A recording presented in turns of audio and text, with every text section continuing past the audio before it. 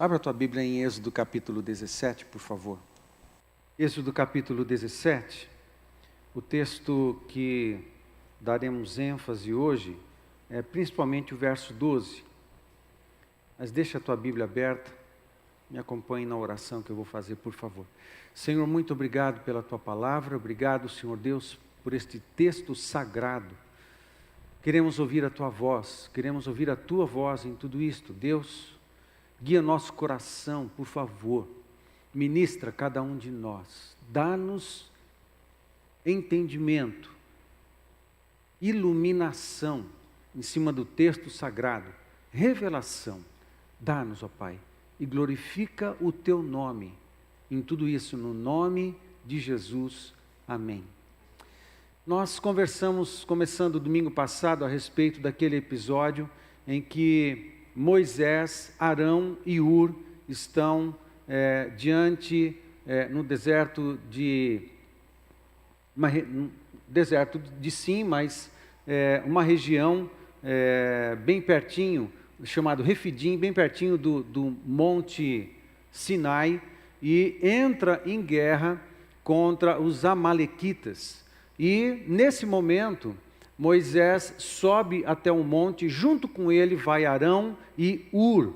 E Moisés está orando, intercedendo com as mãos levantadas, e enquanto ele está nessa posição, intercedendo e adorando, numa posição também de adoração, com as mãos erguidas, Josué, o seu principal general, o principal líder, que depois tornou-se líder de todo o povo na entrada da terra prometida, Josué estava no campo, no vale, e lutando em guerra. Quando Moisés permanecia com as mãos erguidas, o exército do povo de Deus vencia a batalha. Quando cansado ele abaixava as mãos, o exército dos amalequitas vencia. Acontece que Arão e Hur, percebendo essa dinâmica espiritual e material, amém, gente? Dinâmica do espiritual e do material e físico, do invisível e do visível, sempre há uma relação entre o invisível e o visível. Sempre há uma relação do espiritual e o material, e o físico. Sempre há uma relação. Lembra que tudo veio à existência do invisível. O que se vê, diz no Novo Testamento, o que se vê veio do que não se vê. Amém, gente? Há sempre uma relação. Você nunca dissocia uma coisa da outra. Não existe nada que seja unicamente material ou físico, ou algo que seja unicamente espiritual e que de alguma forma não se expressa ou não se manifesta ou não influencia o material, o físico, o natural. Sempre há uma relação. Muito bem. Portanto, quando ele está com as mãos erguidas, vence. Esse é um ambiente. E no domingo passado nós falamos das armas de guerra que estavam sendo utilizadas nesse ambiente. A primeira arma de guerra é a adoração.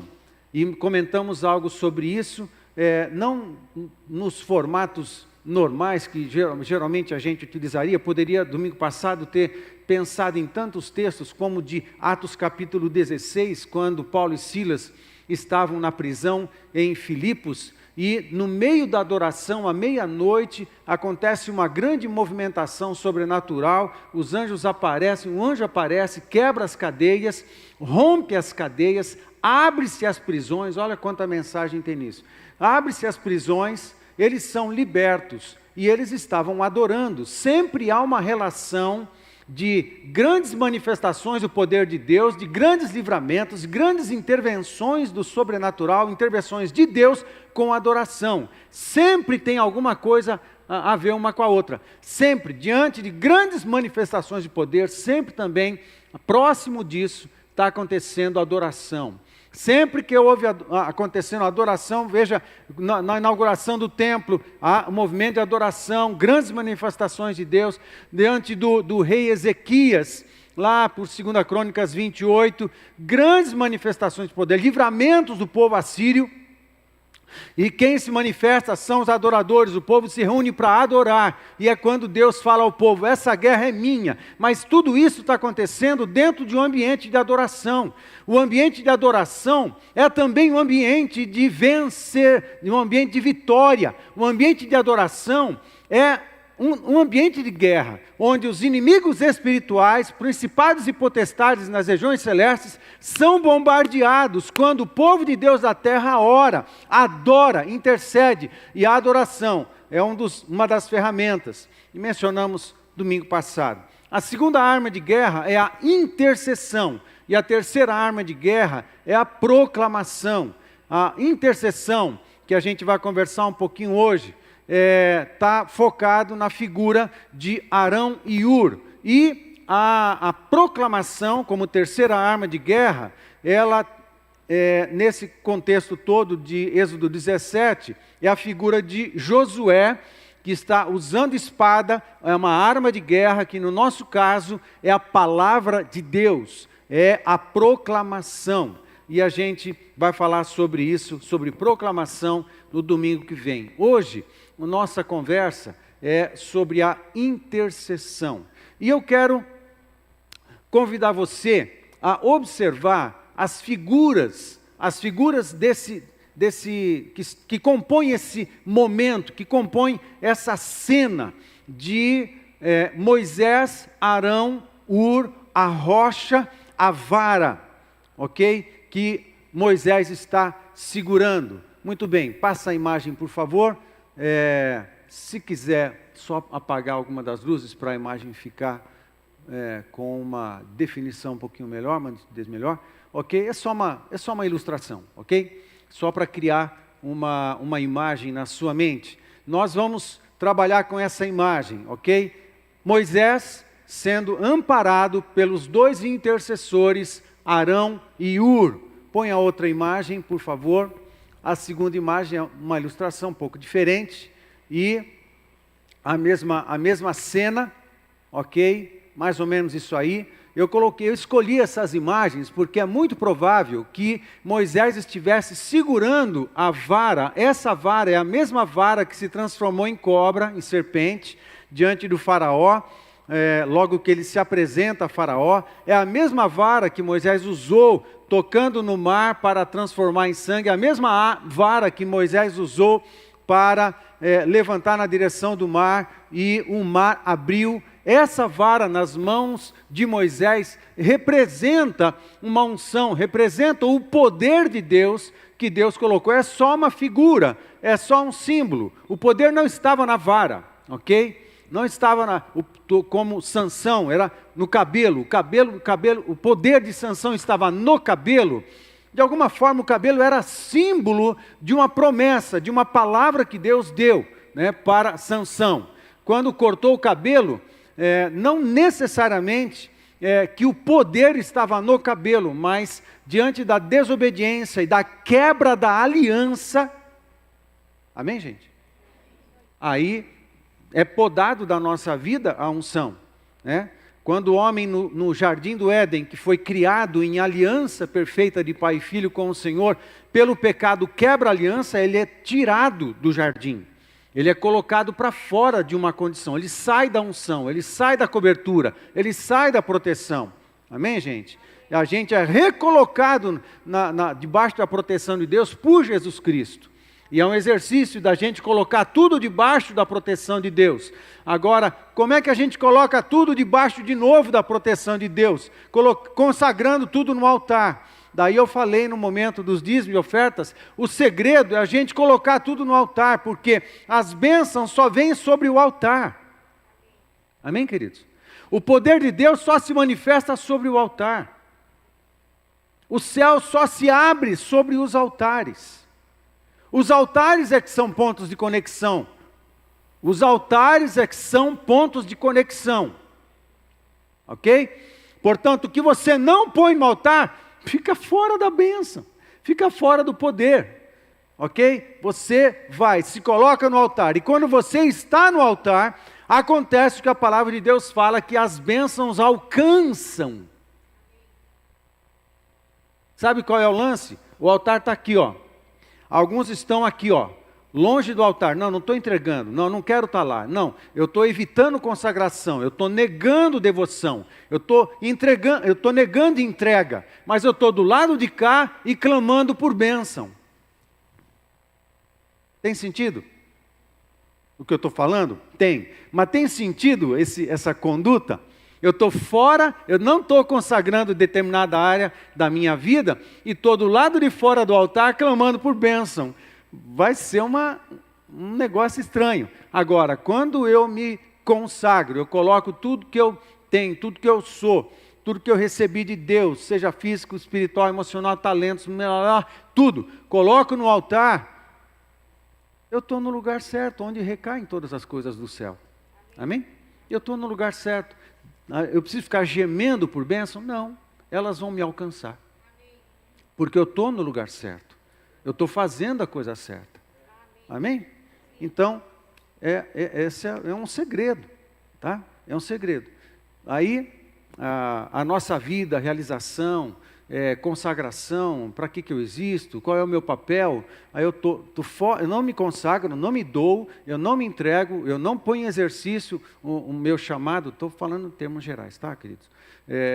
E eu estou do lado de fora e estou com essa sensação de vazio, estou com essa sensação de não estar fazendo a coisa certa, estou com uma sensação de ociosidade espiritual, alguma coisa parecida com isso, mas eu não estou lá. E aqui eu fico sentindo. Agora, quando eu entrego tudo, falo, vamos pôr em exercício, vamos fazer, vamos estar com Deus, vamos estar próximo do Senhor, vamos estar servindo, vamos estar realizando o nosso chamado. Aqui eu estou no lugar certo, aí aquela sensação acaba, porque eu estou vivendo. Amém, gente? Eu estou vivendo. Muito bem. Então, muito bem, volta a cena. Volta a cena. É uma relação interessante, né? Tudo isso daqui. Não, deixa aquela lá. Tudo bem, gente, vamos lá. Aqui é Arão, aqui é Ur, no meio Moisés, lá em cima na vara está escrito em preto, se as letras estiverem em branco, dá para ver. Moisés, a rocha onde Moisés está assentado, representa Jesus Cristo. Olha, por isso que eu estou mostrando essa imagem, para você montar uma figura na sua mente e entender os diversos significados. E crer na intervenção de Deus. Aqui eu estou colocando, aqui embaixo está em preto. Tá? Tira a imagem, tenta colocar as letras em branco e projeta de novo. Muito bem. Vem aqui comigo, enquanto eles acertam lá. Segue comigo aqui, vai para o texto, por favor. Verso 12 de Êxodo capítulo 17. Ora, as mãos de Moisés eram pesadas, por isso tomaram uma pedra e a puseram por baixo dele, e ele nela se assentou. Arão e Ur sustentavam-lhe as mãos, um de um lado e o outro do outro. Assim lhe ficaram as mãos firmes até o pôr do sol. Verso 13, e Josué desbaratou a Amaleque. Aí é o texto que fala do resultado de tudo isso. A vitória, né, que veio sobre o povo de Deus, um povo que não estava acostumado à guerra, não era de guerreiro o povo, não era, né? Mas eles tinham armas, não, eles não eram guerreiros, eles eram escravos no Egito, né?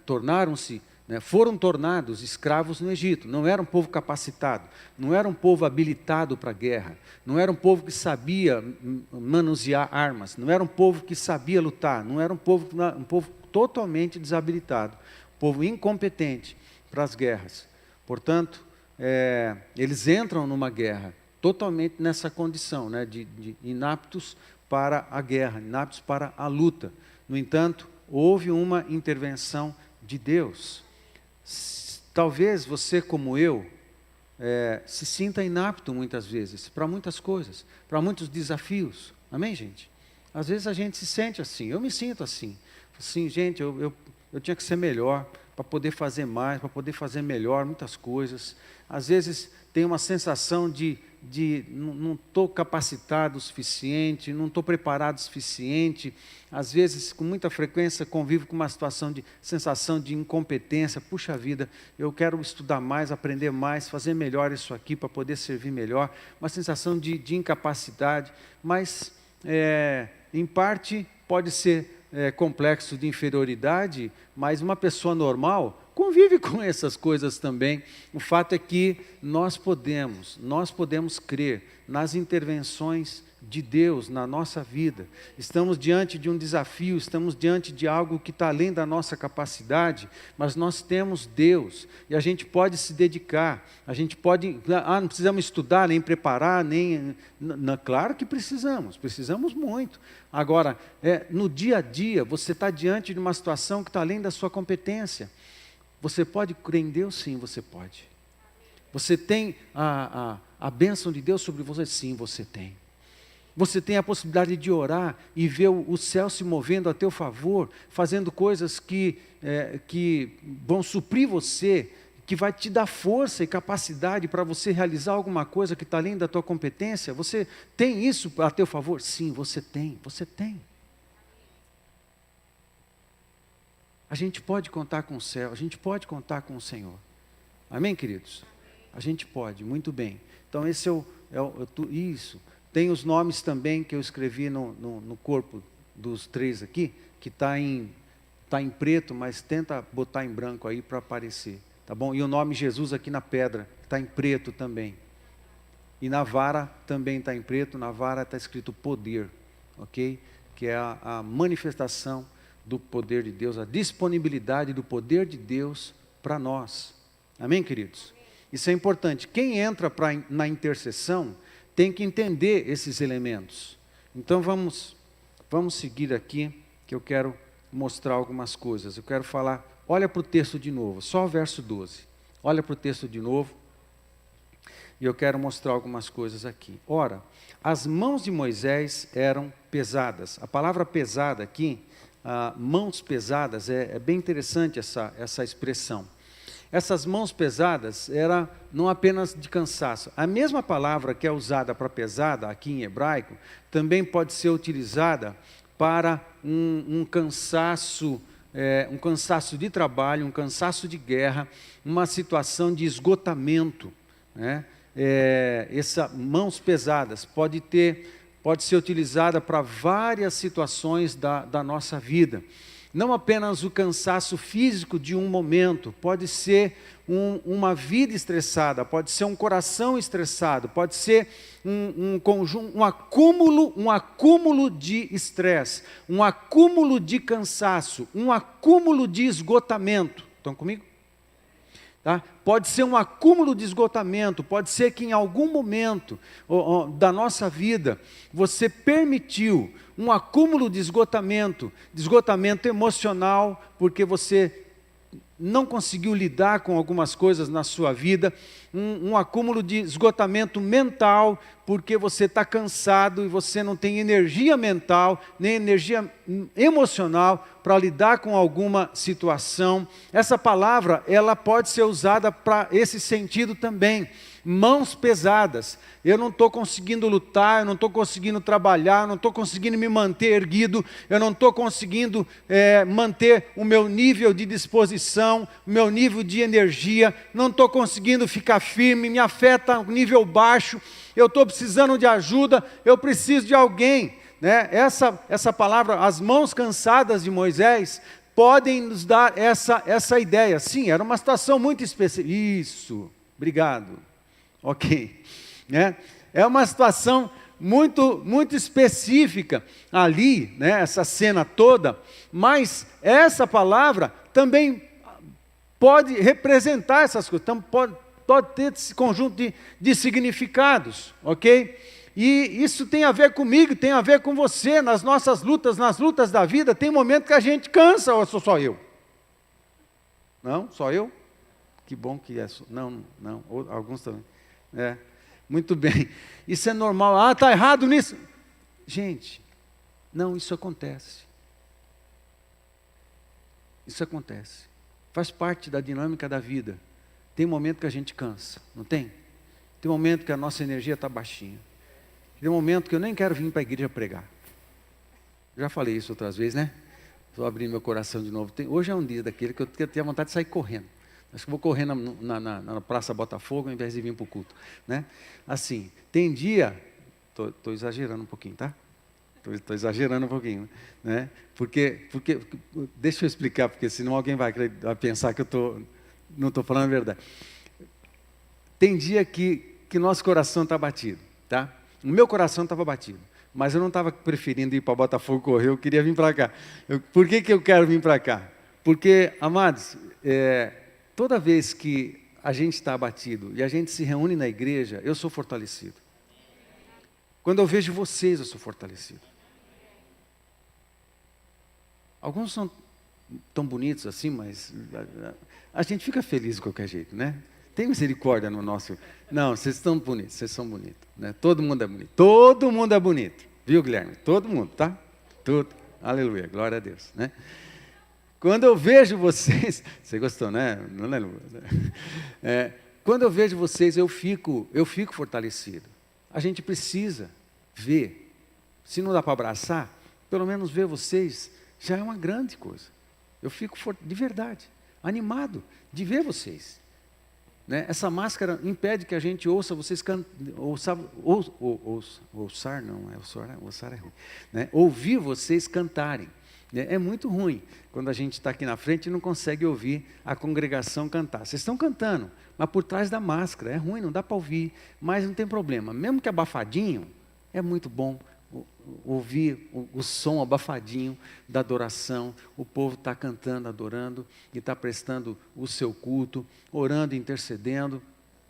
Isso anima. E outra coisa, como eu sempre falei domingo passado, tem coisa que Deus só libera quando o povo está junto. Junta, gente, junta. Tem que estar junto. Né? Eu sei que tem gente que está em casa por conta de vários motivos, mas eu peço que você se esforce para estar junto. Os jovens de sábado, né?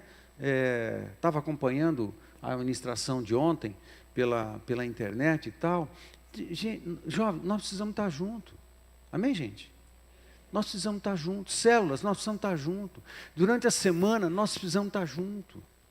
Sabe, a área toda de supervisão do Billy, na terça-feira. Do Nardelli, na quinta. Do Reginaldo, na sexta. Jovens e adolescentes, no sábado. Amados, nós precisamos estar perto um do outro. Mesmo que a 1,5 metro. Mesmo a 1,5 metro, tudo bem. Mas quando a gente se vê, a gente pode lançar um sorriso para alguém. A gente pode fortalecer alguém. E nós não temos que, igual ao Facebook, mostrar que a gente é lindo, maravilhoso e minha vida é perfeita. Isso é muito nojento, isso dá uma raiva. O Facebook dá raiva de entrar no Facebook. Porque você entra no Facebook e você acha que os outros é perfeito e bonito, lindo, maravilhoso. Né? Só eu tenho problema. O mundo do Facebook não tem problema. Né? É uma mentira, isso é engano, isso é espírito do engano. Tenho dado atenção a algumas reportagens, a algumas pesquisas de médicos, psicólogos, psiquiatras a respeito dos problemas da tecnologia, das redes sociais, como isso afeta, como isso tem enfermado as pessoas, adultos, adolescentes, jovens e crianças. Gente, um dado muito, muito interessante que eu ouvi uma pesquisa é que o número de adolescentes e pré-adolescentes que têm tido problema de ansiedade, depressão e suicídio, multiplicou exponencialmente de 2010 para cá. Por quê? A pesquisa diz o seguinte, que essa galera, esses jovens e adolescentes, que eram jovens e adolescentes em 2011, é a galera que nasceu em 95. Essa geração que nasceu em 95, ela chegou na pré-adolescência vendo tela de celular, tela de tablet. E os cientistas estão dizendo do problema da tela, síndromes. Tem um monte de doença nova que a medicina está dando, né? para quem fica vendo tela. Só para você saber, o dono da Apple, que foi diretor da Apple, o Steve Jobs, ele proibia os seus filhos de usarem celular e tablet. Tá? Intencionalmente. Intencionalmente. Só para você saber também, todos os diretores e todas as crianças, os filhos de todos os funcionários das empresas de tecnologia do Vale do Silício, lá nos Estados Unidos, tá? Todas as crianças, porque o Vale do Silício, eles moram lá, é um lugar gigantesco, indústrias e indústrias na área de tecnologia, tem uma mega escola, várias escolas, e eu vi uma entrevista da diretora dessa escola, dessa mega escola no Vale do Silício, que estuda nessa escola os filhos dos funcionários que trabalham nas indústrias de tecnologia. E na escola é proibido as crianças olharem em tela, seja de computador, seja de celular, seja de tablet. É proibido. Intencionalmente. Por quê? Eles que trabalham nas indústrias de tecnologia sabem dos riscos que uma criança tem, um pré-adolescente tem, um adolescente tem, de ficar olhando a tela de um celular, o vício, a doença, a ansiedade, a depressão e o suicídio. Por isso que o número de suicídios entre jovens, adolescentes e até pré-adolescentes multiplicou exponencialmente de 2011 para cá. Porque é exatamente, não é coincidência, é a geração que quando chega na pré-adolescência tem acesso a um celular. A tela. Tem uma série de informações científicas a respeito disso que quem é melhor que eu vai saber falar melhor também, e eu só pego algumas informações. Gente, isso é o mundo do engano, isso é o mundo da mentira, por isso o Facebook é uma mentira. É linda, né? Está no Facebook direto, né? Isso não é mentira, né? Existe gente linda e gente feliz? Sim, existe. Mas preste atenção, esse mundo está sempre mostrando uma mentira. Você, como eu, sabe que você não tira foto o dia que você está descabelado, você não tira foto o dia que você está depressivo, você não tira foto e compartilha no Facebook, no Instagram, o dia que você foi no médico e que você não está legal, né? O dia triste, o dia da crise, o dia que você não tem grana para pagar uma conta. Você não mostra isso no Facebook, você mostra perfil, né? Parece galã de televisão. Olhando de ladinho assim. Né? Aí você tira 200 mil fotos, escolhe a que ficou melhor e publica. Gente, isso é o mundo da mentira. É o mundo do engano. Você quer mostrar o que para quem? Para com isso. É o mundo do engano. O mundo da mentira. O mundo de faz de conta. Por que eu estou falando disso? Eu nem sei por que eu estou falando isso. Né? Oi, pastor. Oi? Deixa eu nem sei porque eu estou falando. Você tem que fazer uma ponte, né, para emendar os pensamentos. Agora não tem ponte nenhuma. Eu esqueci por que eu estou falando isso. Vamos lá. Perdão, viu, professor? Sem transição dessa vez, tá? Sem transição para o novo pensamento. Vamos lá. Ora, as mãos de Moisés eram pesadas. Lembrei. Né? Lembrei. Porque luta, dificuldade, tristeza e tal, um mundo de engano, um mundo de mentira e não sei o quê. Oi, pastor? Então tudo isso daí, ou seja, de repente a gente está nessa condição. É a ideia que expressa mãos pesadas aqui. Por isso, tomaram uma pedra e a puseram por baixo dele. Amados, isso é lindo. Por isso, tomaram uma pedra. Alguém tomou uma pedra.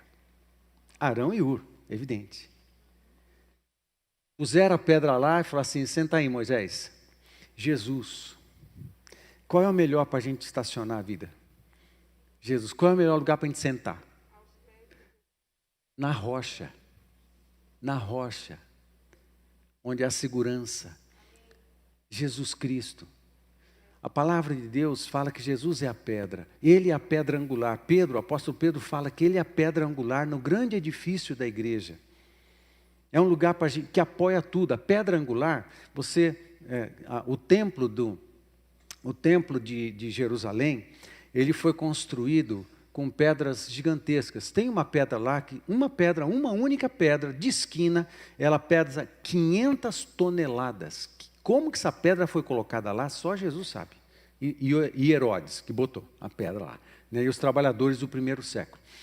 500 toneladas, uma única pedra. E não tem argamassa entre as pedras. Não tem argamassa. Porque é um lugar onde tem muito terremoto. Se movimenta. Por isso que a muralha está erguida aí de pé até hoje, porque não tem argamassa. Se tivesse argamassa, prendendo uma pedra na outra, nos movimentos da terra, elas se quebrariam, mas não quebra. Agora, elas não se desencaixam também. Elas não se desencaixam, está lá.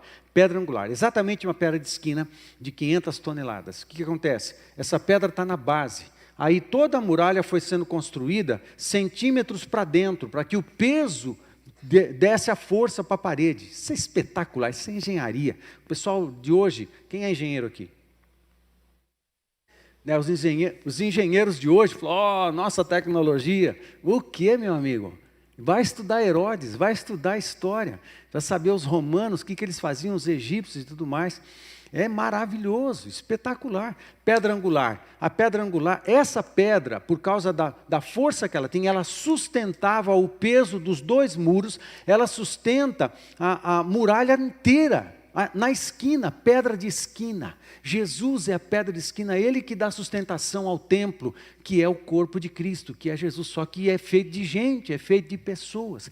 Pedra angular. Outra coisa, você lembra na profecia do sonho que Nabucodonosor teve, que Daniel foi interpretar, a profecia da estátua? A cabeça era de ouro, depois o pescoço e os ombros eram de prata, depois era de ferro, depois o tronco era de bronze, de ferro, e o pé misturava com barro, né, e terra. E na visão, na compreensão do profeta Daniel, diante da figura da estátua de Nabucodonosor, do sonho que ele teve, essa figura, essa estátua está lá, de repente, numa montanha, se desprende uma pedra da montanha, essa pedra vem rolando, bate nos pés da estátua, a estátua cai inteirinha, a estátua toda é moída por essa pedra. E essa pedra, ela se estabelece onde ela caiu e destruiu os outros reinos, destruiu cada uma das figuras da estátua de Nabucodonosor, representava um reino, ok? Representava a Babilônia, depois Persa, Medo-Persa, depois os gregos, depois os romanos, e a rocha que vinha e destruía todos os reinos e se estabelecia, porque a rocha que destruiu a estátua de Nabucodonosor, ela se transforma numa grande montanha, e depois ela cresce e se espalha por todo o mundo. Uau, isso é lindo demais. O que está falando? É o reino de Deus. Essa rocha é o reino de Deus. Essa rocha fala do reino do Senhor Jesus Cristo, que o seu reino vai se espalhar pelo mundo inteiro e já está se espalhando há 2000 anos. Fala da igreja. A igreja, o evangelho está se espalhando pelo mundo inteiro e cobrindo o mundo inteiro. Você sabe qual é o país onde mais cresce o evangelho hoje? Alguém sabe? Chuta aí, algum país. Brasil, eu queria que fosse, mas não é. Sabe hoje o Brasil, a nação no mundo, onde o evangelho está crescendo assustadoramente, é no Irã. Irã. Agências missionárias, se você acessa revistas, dados, sites de agências missionárias, se você não faz isso, é uma dica de você fazer. As agências missionárias do mundo hoje compartilham essa informação, de que é o Irã, a nação em que o evangelho está crescendo mais do que em qualquer outro. Há 15 anos atrás era a China. Há 15 anos atrás era a China. Hoje é o Irã.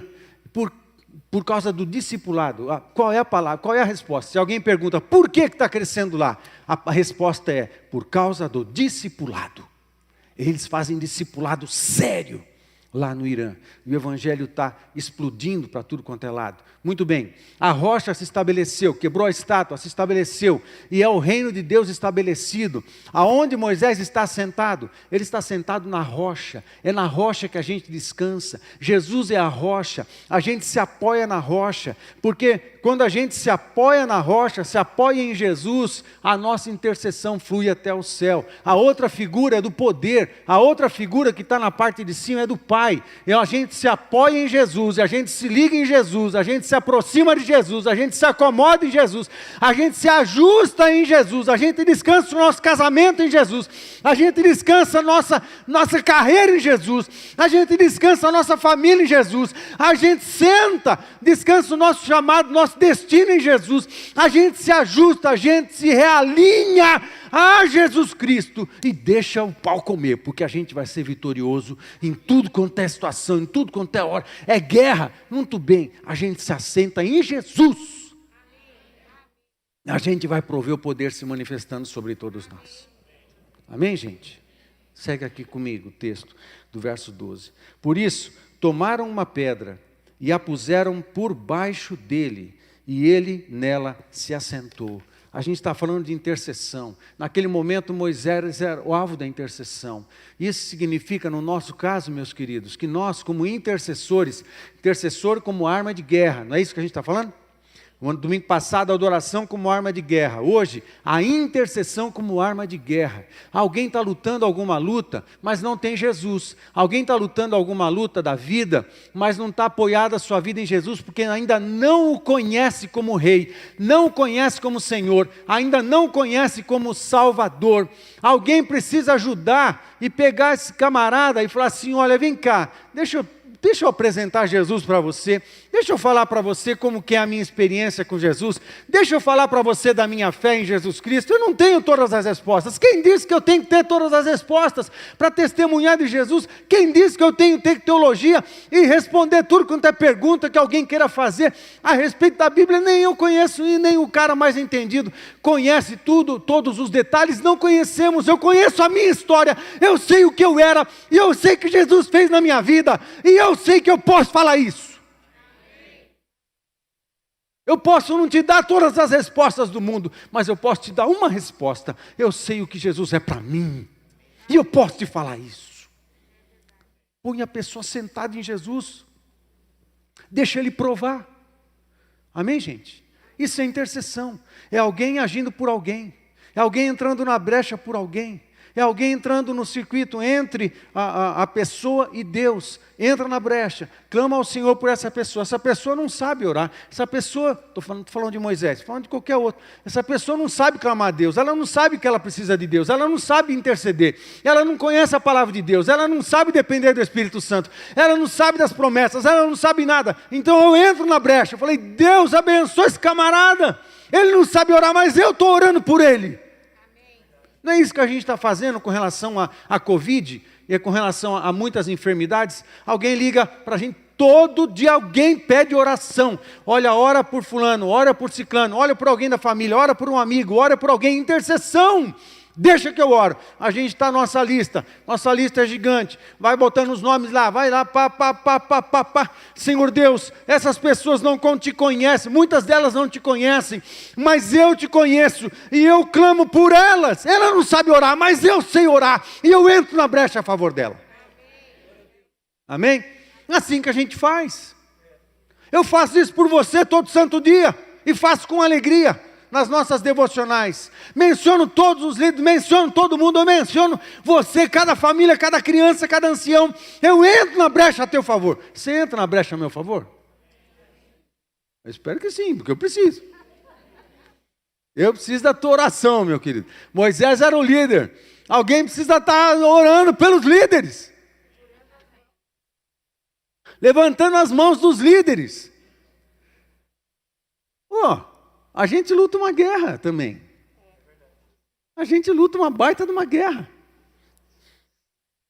Os principados e potestades da cidade não vão mirar em você, vão mirar em mim.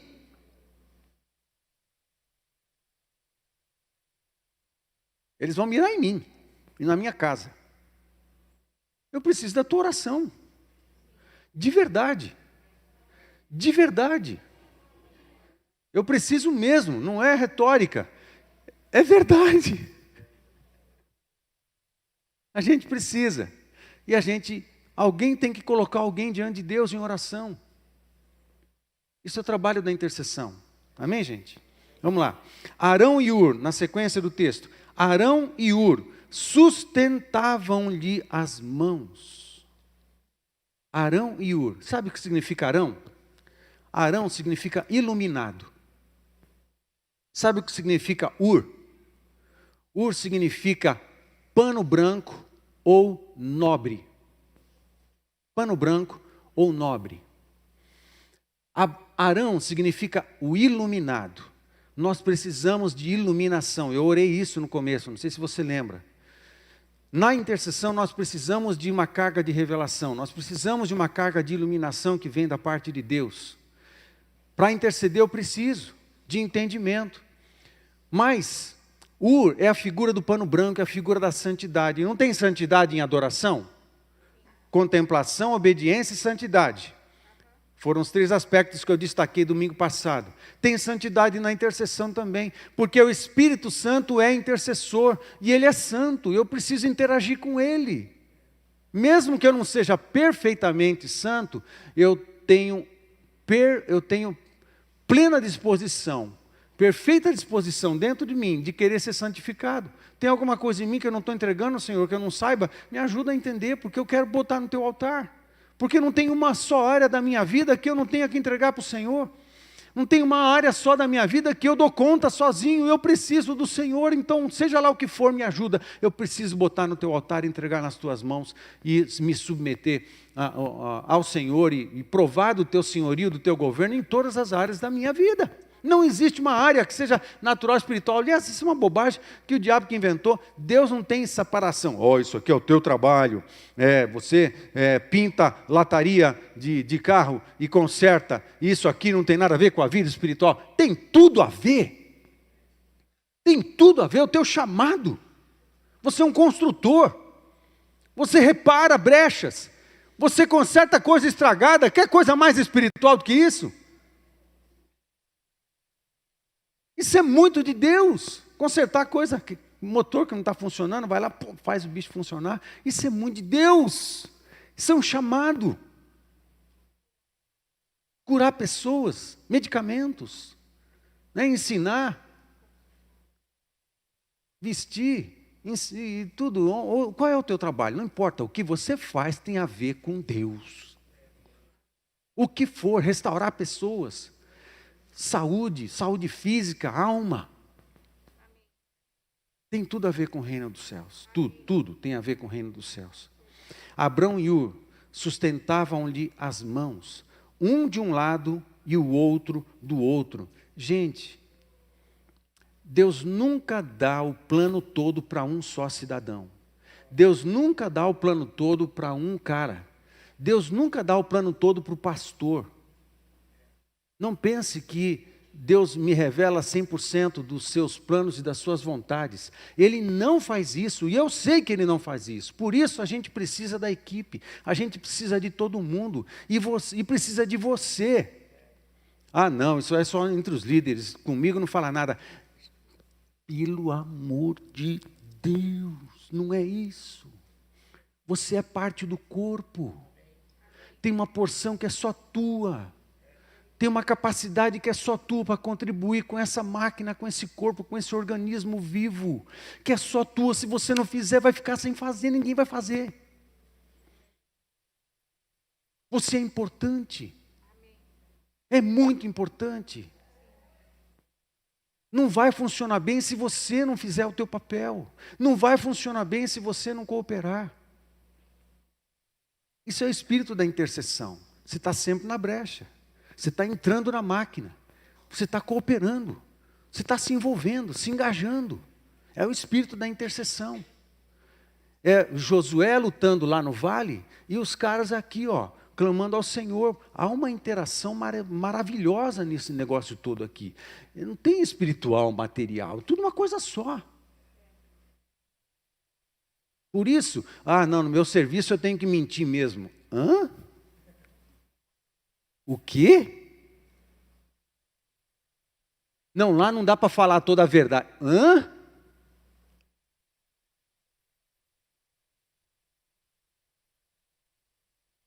O altar está aqui, ó. Oh Deus, me abençoe. Vem para o altar. Se o teu emprego, a tua empresa não pode ser uma bela expressão do reino dos céus, então está sendo uma bela expressão do império das trevas.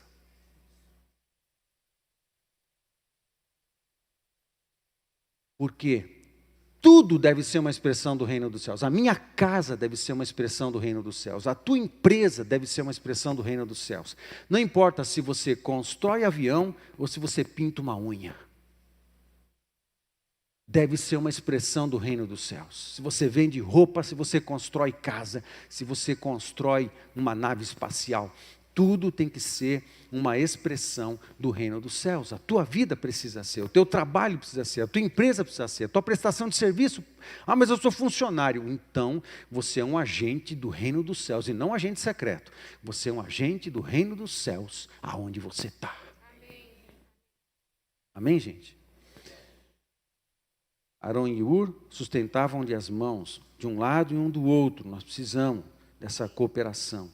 Assim lhe ficaram as mãos firmes até o pôr do sol. Assim lhe ficaram as mãos firmes. Essa palavra firme é muito linda. Essa palavra firme, ela poderia ser traduzida por fiel, poderia ser traduzida por leal, ela poderia ser traduzida por perseverante, ela poderia ser traduzida de muitas formas. Não é só, a mão ficou ficou segura ali e tal. Não.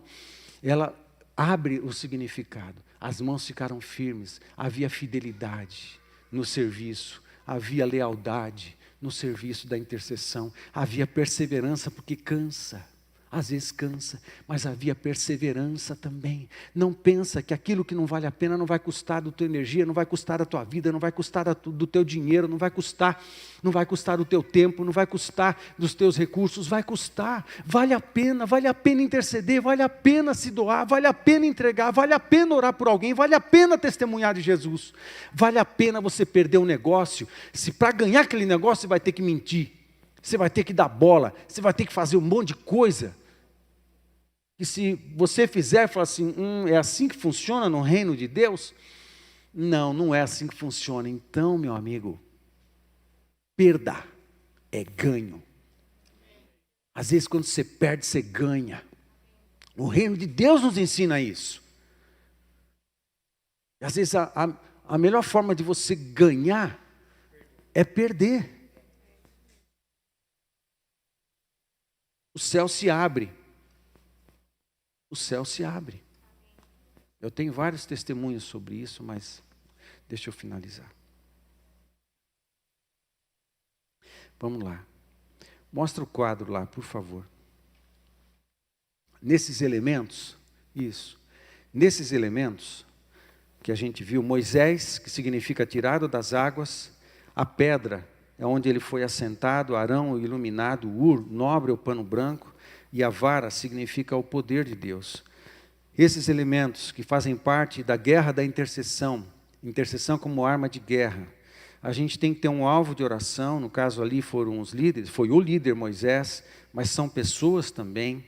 Gente que nós podemos lutar pela oração, e tem gente que não está conseguindo. Mas se a gente não lutar por nós mesmos, pela nossa casa, nossa célula, nossa igreja, nossa comunidade, nossa cidade, quem é que vai lutar? Aí os principados e potestades da maldade vão tomar conta. A igreja começa a ganhar as guerras nos ares. Nos ares. Há outra coisa relacionada à rocha. Você lembra que em Efésios, então, o texto não dá tempo da gente entrar. Você lembra que em Efésios capítulo 1, verso 3, Efésios capítulo 2, verso 6, Efésios capítulo 3, verso 10, Efésios capítulo 6, verso 12, todos esses textos que eu mencionei falam de Jesus sentado ou assentado nas regiões celestes. 1:3, porque nós já fomos abençoados com toda a sorte de bênçãos espirituais em Cristo Jesus nas regiões celestes. 2:6, porque Ele nos colocou assentados, juntamente com Ele, nas regiões celestes. 3:10, a igreja tem um chamado de manifestar a sabedoria de Deus nas regiões celestes. 6:12, que a nossa guerra não é contra principado e potestade, mas contra as potestades do mal, os príncipes da potestade do ar, que ficam nas regiões celestes. A nossa guerra acontece nas regiões celestes.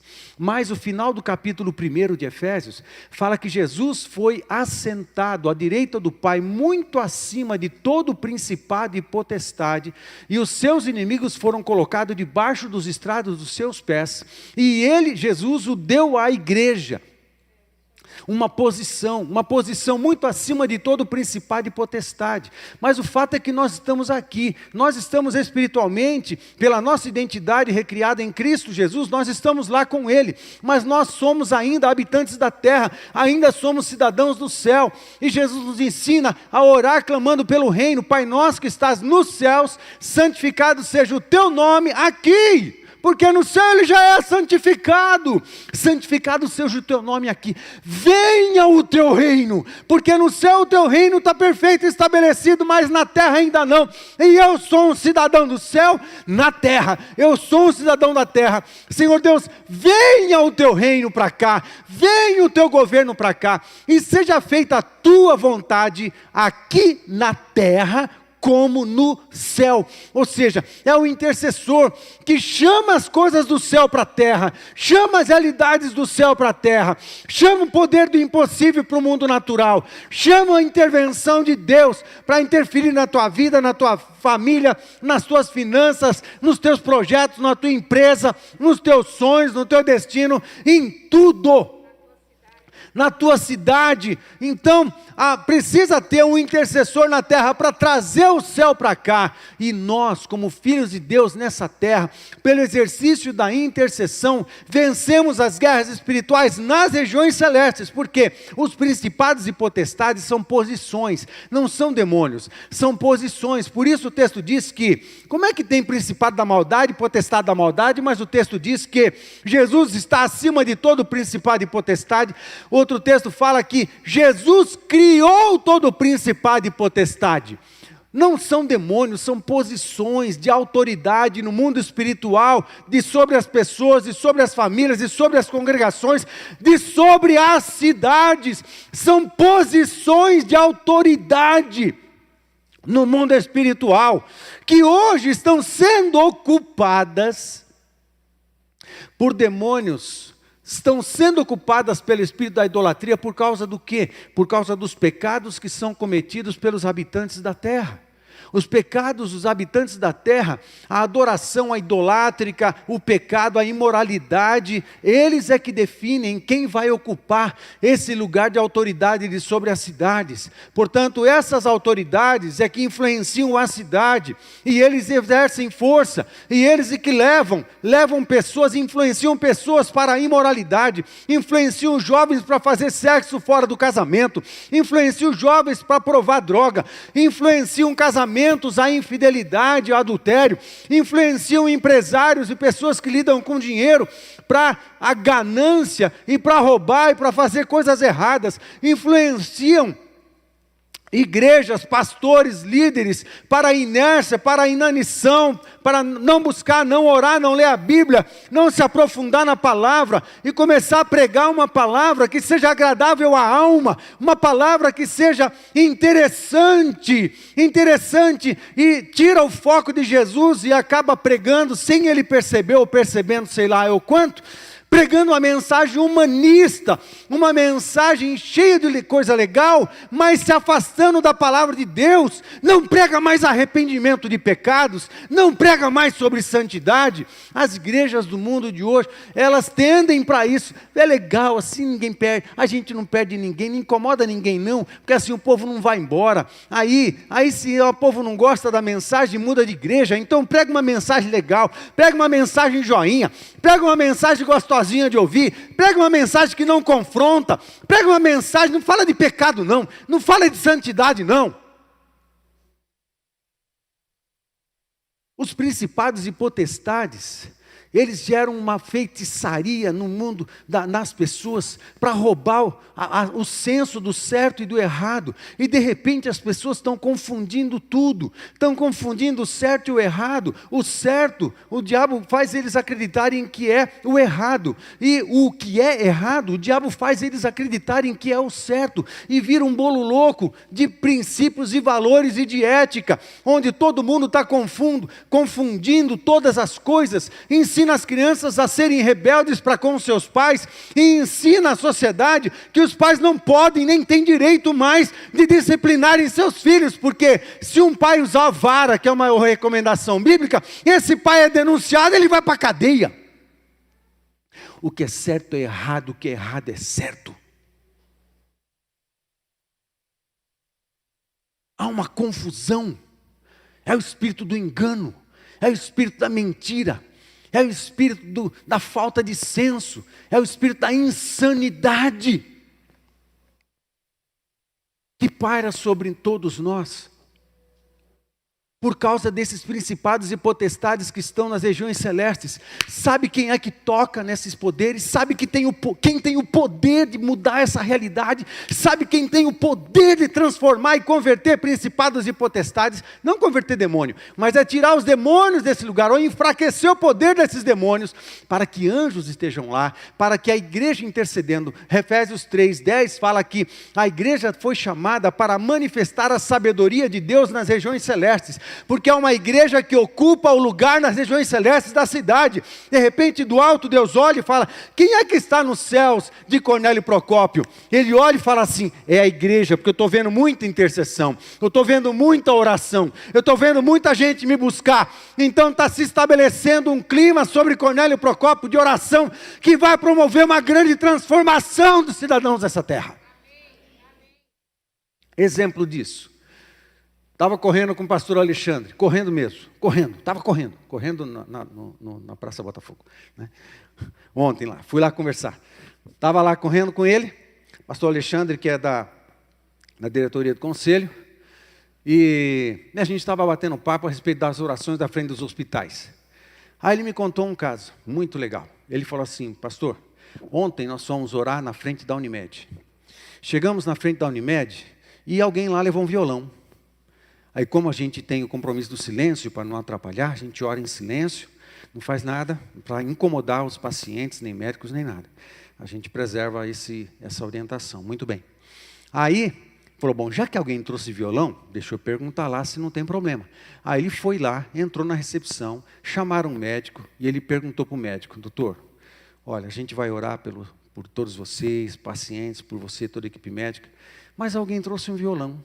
Então eu queria saber se o senhor nos autorizaria a cantar uma canção e adorar. O médico falou para ele assim: pastor, o senhor pode fazer o que o senhor quiser. Ah, é? É, você pode fazer o que o senhor quiser, pastor. O senhor canta, o senhor louva, o senhor adora, o senhor ora, o senhor reza, faz o que o senhor quiser. Porque desde que vocês começaram a orar aqui na frente do hospital, os casos têm caído.